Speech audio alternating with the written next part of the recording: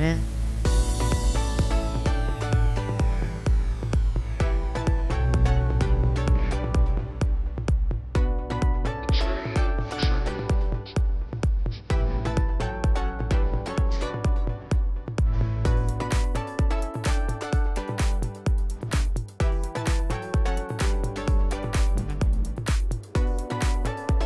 Doon tayo sa Bukana Bridge.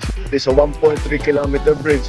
Kasama ito sa buong bypass na ginagawa around the Davao City. At ito sinasabi, ang estimate natin na ang biyahe na dati halos 2 oras ay mababawasan, magiging mga 25 minutes, 20 minutes na lang.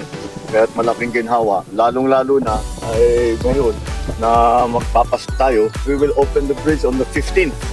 December 15 gagawin na.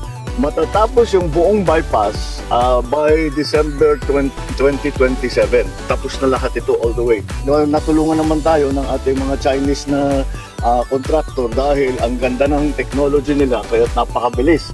At marunong talaga sila magpatayo ng magandang tulay, magandang infrastructure na mabilis at nasa tamang gastos, nasa tamang presyo.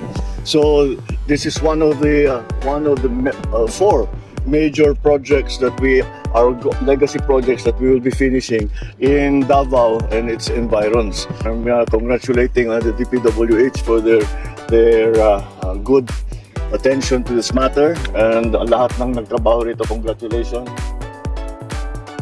Bukana Bridge ay may habang 180 linear meters sa kabuuan ng tulay.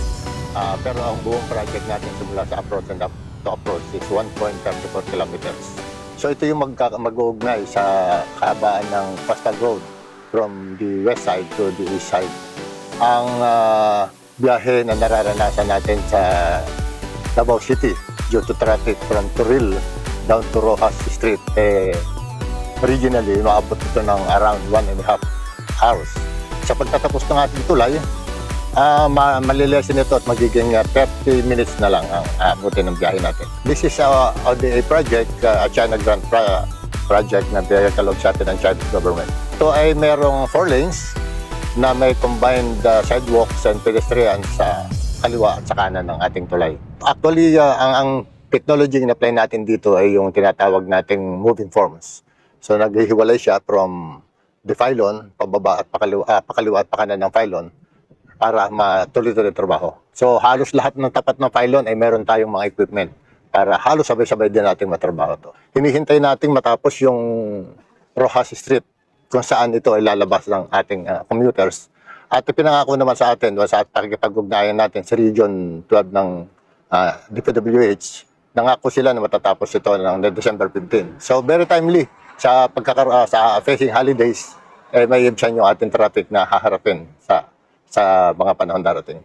Ang traffic ay nagkakaroon ng economic loss na according to studies, billion pesos po sa loob ng isang araw. At sa reduced traffic na ito na bidodot ng ating proyekto, makakaasa po ang Davaoenyo na ang pagunlad sa lugar na ito ay matutulungan ng pag-ibig nga ng pagbawas sa traffic na nararanasan natin sa ngayon. Ito yung tinatawag nating mobility and connectivity projects ng ating pamahalaan na siyang nagkakabit hindi lamang sa pamamagitan ng tulay pero kasama po ang pagkakaisa ng mga mamamayan.